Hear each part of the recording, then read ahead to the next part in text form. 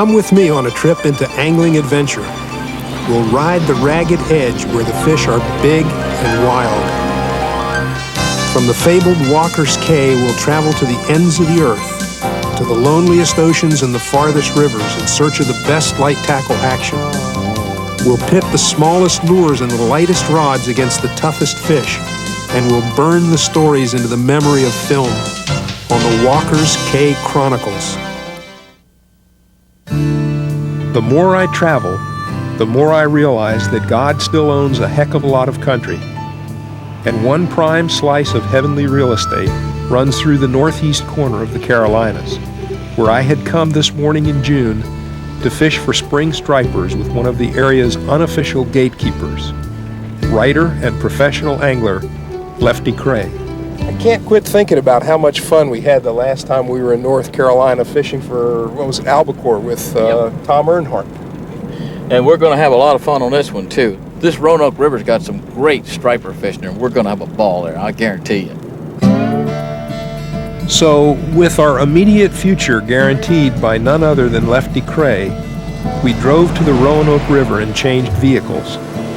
Heading upstream through the gathering light, each of us feeling that enervating sense of renewal available to every angler on every fishing day of his life. I guess we all wish we could always feel as good as we do on the mornings of our fishing days.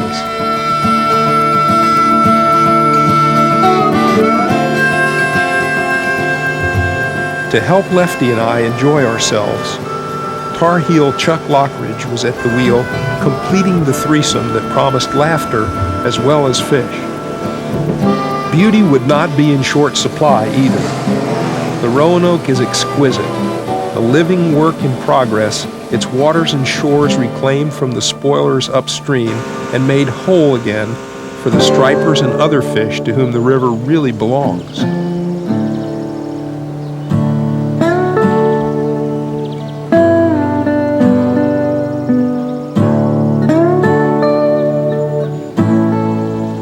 Chuck took us to a stretch of rapids grooved by fast runs and deep holes, and while he maneuvered the boat into position, I stood by with the anchor and Lefty took up a rod. Under the flight of a pair of seabirds, the maestro stepped up to the bow and with his fly rod in hand began to conduct Still Another Day in a lifetime of angling music. That would be something if he hooks up on the first cast. Now, that would be a very good omen. That's a bad omen. Every time I hooked up on the first cast when I was fishing, I never caught anything all day long after that. You will take the second, though, won't you? Yeah, I'll take one on the second. Yeah.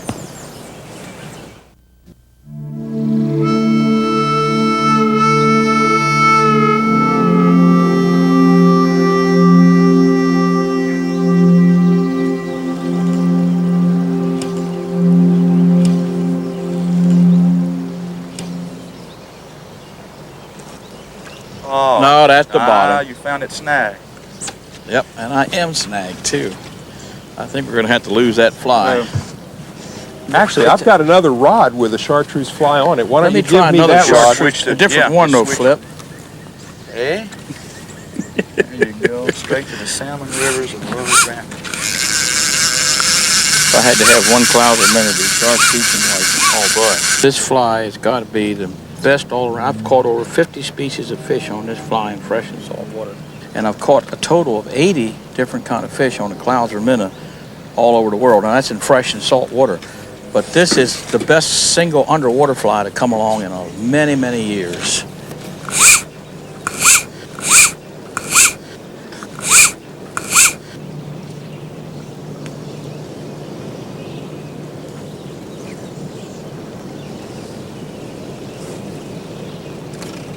There you go. Beautiful, Lefty.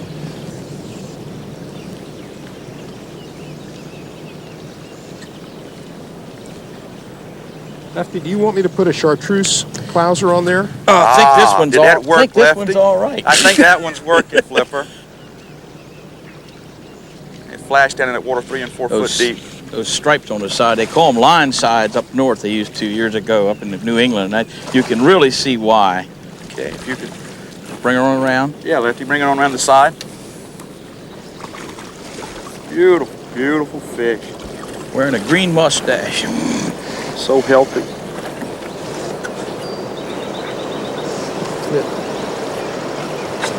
Oh, Chuck, really pretty fish. Little Really 3-year-old. plump. Really plump. Little 3-year-old school fish. It just, the river's full of them. They're great shape. They're really great shape. Great fish. Beautiful. Let's get another one. Chuck, aside from having a heap of striped bass in it, what kind of shape is this river in? Flip, the river's probably in better shape now than it's been in 20 or 30 years. We've had a really concerted effort from the industries up on the upper section of the river, and we've had a lot of people concerned with the river. Just give it a lot of time, and we've worked with the Corps of Engineers, and they've mandated a spawning flow out of Carr Lake into Gaston Lake and then Roanoke Rapids Lake, which would end up here.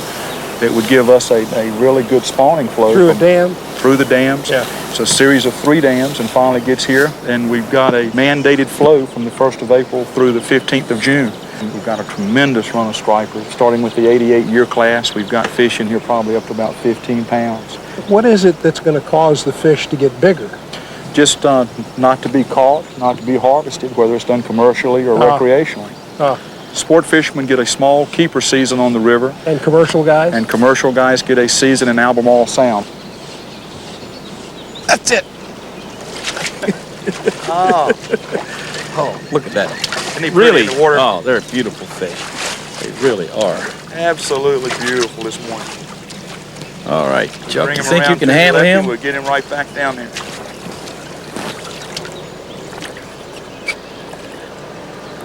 And barbless hooks on the deceiver, little small fish.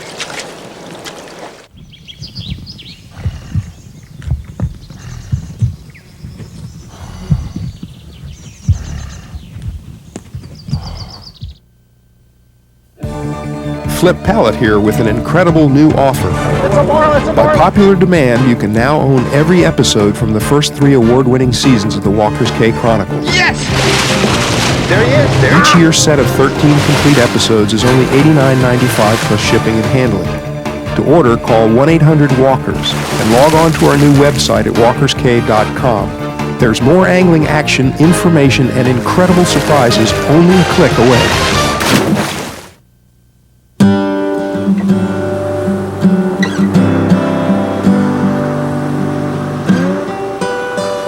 When the sun had reached a certain point, Chuck fired up the Merc and we headed further up the Roanoke, rounding one beautiful bend after another to a place where the river swept over a gravel bed, and that's where we anchored, right in the middle of the run.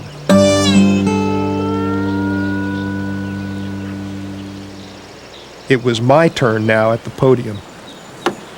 Flipper, we want to cast toward that boulder, a couple of upstream mends, and start that 6-inch strip real quick and aggressive, right about there.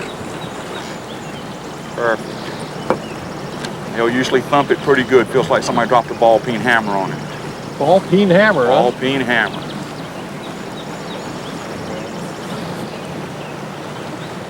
What we'll do is work this outside seam, then we'll move over. Fish on, guys. It's a nice fish, isn't it? Way to go. You know, it felt like someone dropped a ball-peen hammer on it. Yes, sir. Does Chuck know where these fish are? Beautiful. Chuck, I think you have got this down to the square Oh, inch. on He this. got it nailed. I'm just a beginner. Oh, he threw the barber. You could look at that and tell the way he popped that. That was You know a good something? one. That felt like a brick. He was solid. Those big flies attract bigger stripers. That's one of the surest ways to catch them. Let me check the hook. Just check the hook point and see if the point's okay. That is a handful of fly, isn't it? That is a nice, yep, I tell you, that's got a lot of lead on it, and it gets down. Feels like a It salami. goes down like a handle in a swamp. But that's what you need for the bigger stripers.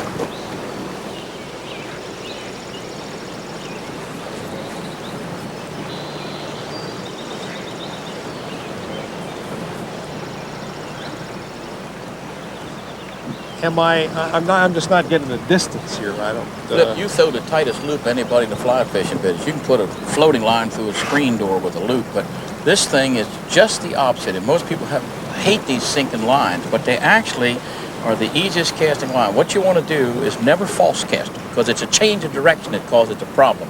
You want to roll it over on the water, make a slowest, roundest, biggest back cast you possibly can, and then when you come forward, don't make that real tight loop you're famous for. Drag it open a little bit. You're just trying to make big loops and slow the line down. Forward cast, just give a nice haul. All right, now see it. Just coach me through this now. Okay, so I want to first make a water haul. Right. Then. That's perfect. See, the purpose of the water haul, most people think, is to make a load to rod. The purpose of the water haul is you can drag that slower like this. As long as you're moving, it's not going to sink. So you can drag it real slow, then just around a circle, and then make a standard forward cast, but just open the loop a little, and it becomes the easiest line you've ever cast. I'd rather cast a teeny 300 or 400 laid line or a big sinking line or lead core than I would a small, light floating line, because this line does the work. I see what you mean. I need to just get the feel of it a little bit more. It's so different. But I'm starting to see. Flip, you got it. See how pretty it went out? I see exactly what you're saying. It's just so easy. It's so much easier than casting floating lines, and yet most people hate to cast sinking line. It's that quick change of direction on the back cast that causes the problem. That ought to be right down in the pocket. That's in the alley there. That's perfect. Flip, what I tell people on that back cast, it's like a boat going around behind a car around a curve. The boat trailer follows the car around the curve. That's what you want. You want your line to go around a curve with the leader and the fly following it around. What you don't want is a change of the direction. That's what gets you in trouble. That makes all the sense. You just can't imagine, Lefty, how much easier it is than bringing that weighted tip all the way back into the line and having to false cast it out again. And you get rid of all those knots in your leader, too. Get rid of all the knots, but you also, I tell you, you probably, in the course of a day, you make probably 100, maybe hundreds of more casts, just the time that you save. But you get out there and then you can get the short, quick 6-inch strips. And those fish seem to follow that lure sometimes and be interested in it, but they don't make a change until you fish on. All right. Way to go, Clipper.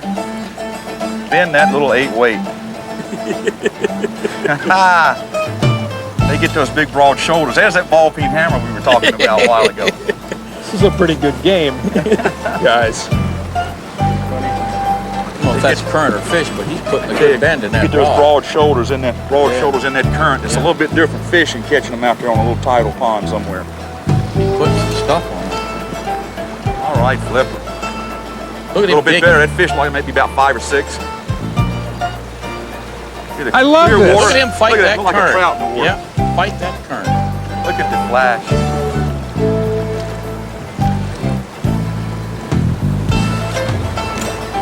Come on, baby. All right. He doesn't want to give up, does he, Flip? No, he's about done. I can bring him up now, Chuck, if you're ready. Bring him up, I'll be.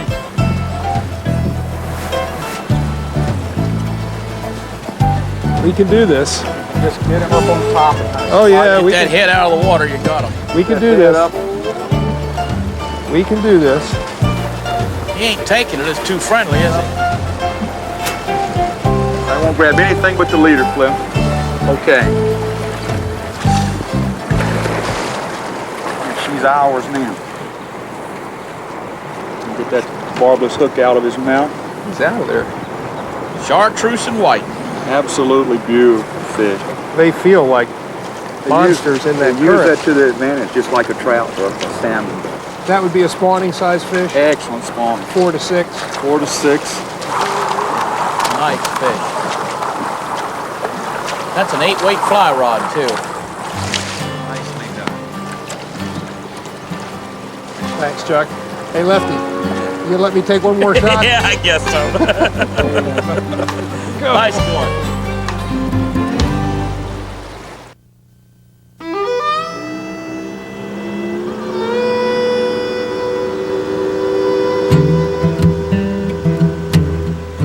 About noon, it was again Chuck's turn to conduct us on a one-day tour of this favorite piece of his backyard. Rivers, like old railroad beds and logging trails, almost always take a traveler back in time, often to structures made even grander by the wear of the years. Flip, we're on the Choctaw Creek portion of the Roanoke Canal Trail now. This was built in the early 1800s and completed about 1832 to negotiate a 44-foot drop in the Roanoke River. Lefty, it's all locally quarried granite, hand done, and they used the mules and push poles to get up the river. Is this the bottom of the... This is the bridge going over Chockyot Creek, which was a portion of the canal down below us. So the water was flowing over our head? Going over our head on the canal. No, this is a bridge full of water. It's a bridge full of water, basically, the portion of the canal. Are these drill marks, Chuck? These are all drill marks, and the granite was taken here locally and quarried here locally, but no power drills. Somebody actually had to work pretty hard to get this rock down here and cut out. They cut it out with the drills. With the drills, everything was done by hand. It's amazing to think of what they accomplished, and one of the reasons that the project started in the early 1800s and took about 30 years to complete. Well, they were inspired, no doubt, by the pyramids.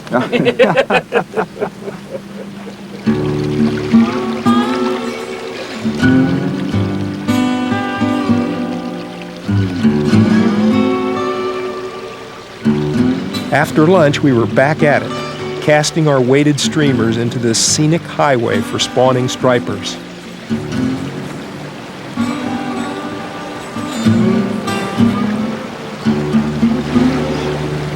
What we'll do is work this outside seam and we'll move over. Fish on, guys. It's a nice fish, Way to go!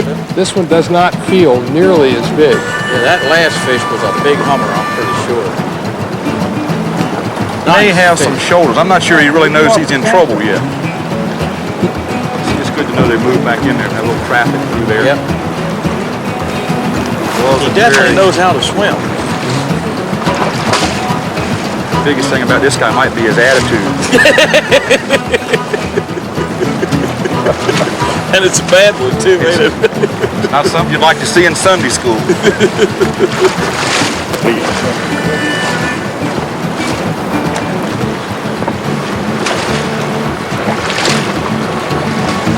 Taking down pretty good, isn't it? Move back to the back just a hair left and get the deal down. You come up this outside, we'll be the same place we were last time. But, oh, look at the shoulders on this guy.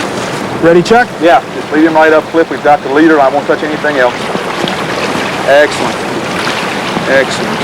Big, heavy deceiver.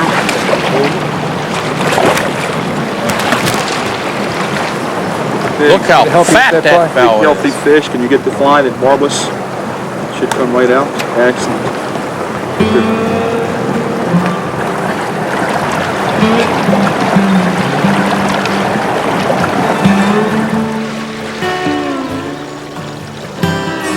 The day was drawing down now, and while Lefty played with a muddler, Chuck and I looked on, each of us happy to be here on the Roanoke with Lefty and the stripers in the spring.